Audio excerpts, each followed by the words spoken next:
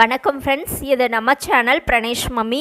இன்றைக்கி வந்து நம்ம வீடியோவில் நம்ம எதை பற்றி பார்க்க போகிறோம் அப்படின்னா 8 மந்த்ஸ்லேருந்து எல்லா வயசு குழந்தைங்களுக்குமான ஒரு super wait gaining baby food recipe.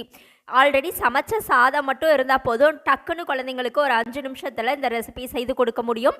நல்லா ஸ்டொமக் ஃபில்லிங்காக இருக்கும், சூப்பராக வெயிட் கெய்னிங் ஆகும், குழந்தைங்க நிம்மதியாக தூங்குவாங்க, நல்லா தூக்கம் வரும்.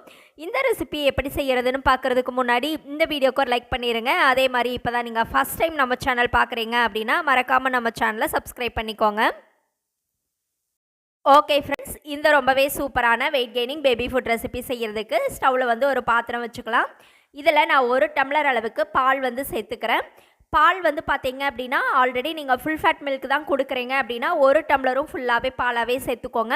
இல்லை தண்ணி கலந்து கொடுக்குறீங்க அப்படின்னா 1/2 டம்ளர் பால் 1/2 டம்ளர் தண்ணி அந்த அளவுக்கு கலந்து சேர்த்துக்கோங்க. இப்போ ஆல்ரெடி சமைச்ச சாதம் இந்த அளவுக்கு நல்லா நான் மசிச்சு எடுத்து வச்சுருக்கேன். பாலில் சேர்த்ததுக்கப்புறம் அது நல்லா மசிஞ்சு வராது, அதனால தான் பால் நல்லா கொதிப்பிடிச்சதுக்கப்புறமா வந்து நம்ம நல்லா மசிச்சு எடுத்து வச்சுருக்கோம் இல்லையா, அந்த சாதத்தை சேர்த்துட்டு நல்லா கலந்து விட்டுக்கோங்க. இது நல்லா குலைவாக பால்லையே வெந்து வரட்டும்.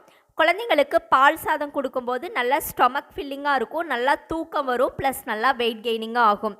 இப்போ வந்து பார்த்தீங்க அப்படின்னா இது கூட இன்றைக்கி நான் ஸ்வீட் பொட்டேட்டோ ஒன்று வந்து நல்லா வேக வச்சு, ஒரு சின்ன ஸ்வீட் பொட்டேட்டோ நல்லா வேக வச்சு அதோட தோலெல்லாம் எடுத்து வச்சுருக்கேன்.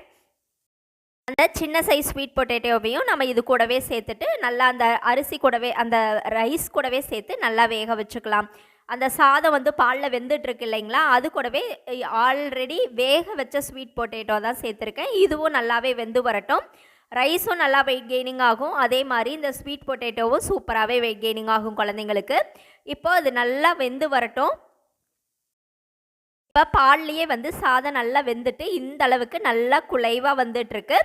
இப்போ ஒரு மேஷர் வச்சு இது எல்லாத்தையுமே நம்ம நல்லா மசிச்சு விட்டுக்கலாம்.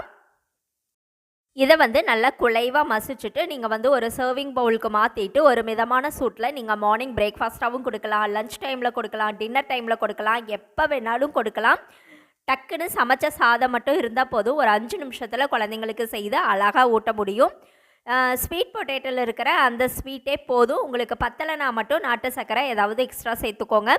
இந்த ரொம்பவே ஹெல்த்தியான wait gaining milk sweet potato rice உங்களுக்கு பிடிச்சிருந்தது அப்படின்னா மறக்காமல் நம்ம சேனலை சப்ஸ்கிரைப் பண்ணுங்கள், லைக் பண்ணுங்கள். அதே மாதிரி உங்களுடைய கருத்துக்களையும் கமெண்ட்டில் சொல்லுங்கள். Thank you friends.